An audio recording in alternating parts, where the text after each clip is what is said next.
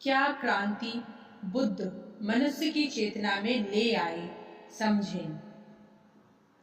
पहली बात, बुद्ध के साथ धर्म ने वैज्ञानिक होने की क्षमता जुटाई। बुद्ध के साथ धर्म वैज्ञानिक हुआ। बुद्ध के साथ विज्ञान की गरिमा धर्म को मिली।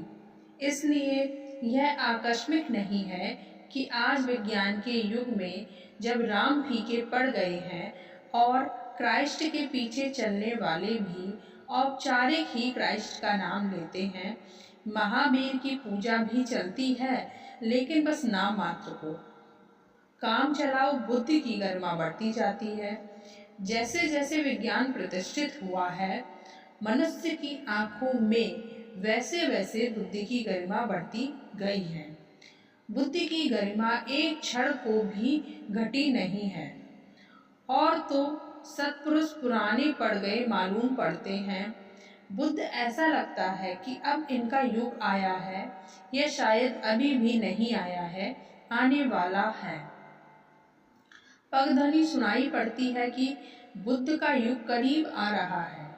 चाहे अल्बर्ट आइंस्टीन हो या बर्ट्रैंड रसल, चाहे कार्ल जैम्पसन, पश्चिम के बड़े से बड़े विचारक भी जो क्राइस्ट के सामने झुकने में बेचैनी अनुभव करते हैं, उनके सिर भी बुद्ध के सामने झुक गए हैं।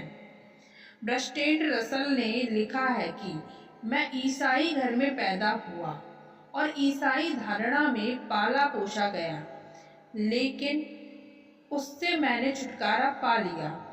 एक बड़ी अनूठी किताब लिखी है, Why I am not a Christian, मैं ईसाई क्यों नहीं हूँ, और सारे तर्क दिए हैं कि जीसस का व्यक्तित्व अवैज्ञानिक है, इसलिए मैं ईसाई नहीं हो सकता।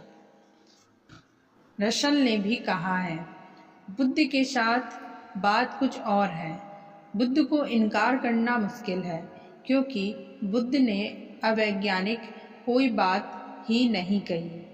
बुद्ध ने एक शब्द नहीं उच्चारा जिसे तो तुम तर्क से खंडित कर सको। बुद्ध ने एक बात भी नहीं कही है जो बुद्धि की कसौटी पर खरी ना उतरी हो। इसका अर्थ यह नहीं है कि बुद्ध बुद्धि पर चूक जाते हैं। बुद्ध बुद्धि के पार जाते हैं, लेकिन बुद्धि का सहारा लेकर जाते हैं। बुद्धि के विपरीत नहीं, विरोध में नहीं।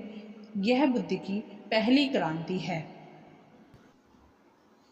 बुद्ध कहते हैं, बुद्धि की सीढ़ी बना लेंगे, इस पर चढ़ेंगे। सत्य बुद्धि के पार है, लेकिन बुद्धि विरोधी नहीं है, एंटी इंटेलेक्चुअल नहीं है, सुपर इंटेलेक्चुअल है। इसलिए बुद्धि को छोड़ने की जरूरत नहीं है। सत्य को पाने के लिए बुद्धि को परिमार्जित और निखारने की जरूरत है, शुद्ध करने की जरूरत है। अगर बुद्धि शुद्ध ना हो तो जहर है, शुद्ध हो जाए तो अमृत है। बुद्ध बुद्धिवादी हैं, यद्यपि इनकी बुद्धि बुद्धि के पार जो है इसकी तरफ इशारा करती है। इसलिए कोई बुद्धिवादी बुद्ध को इनकार नहीं कर सकता। बुद्ध ने जानते हो भगवान की बात ही नहीं की, ईश्वर की बात ही नहीं की, परमात्मा का नाम ही नहीं लिया। नहीं कि बुद्ध को पता नहीं, बुद्ध को पता न होगा तो किसको पता होगा, लेकिन नाम लेना भी अबौद्धिक मालूम पड़ता है। इसका प्रमाण नहीं जुटाया जा सकता। अगर कोई पूछे कहाँ है ईश्वर, तो कैसे प्रमाण जुटाओगे? तो बुद्ध ईश्वर की बात छोड़ दिए, लेकिन अप्रमाणित बात करने की उन्होंने भूल नहीं की। ईश्वर के संबंध में चुप रह गए, ध्यान की बात कही, क्योंकि वो जानते हैं जो ध्यान में उतरेगा वह एक दिन ईश्वर को जान ही लेगा। ईश्वर की बात ही क्या करनी, स्वाद ही ले लेगा, उस दिन डोल जाएगा, उस दिन मस्त हो जाएगा। लेकिन जब तक स्वाद नहीं लिया है तब तक कहीं ऐसा ना हो कि ईश्वर की बात करके ही रुकावट पड़ जाए। तुमने देखा बहुत लोग ईश्वर के कारण ही धार्मिक होने से रुके हैं, क्योंकि ईश्वर में ही भरोसा नहीं आता तो धार्मिक कैसे हों। बुद्ध ने नास्तिक को भी धार्मिक होने का मार्ग खोला। यह अपूर्व क्रांति है।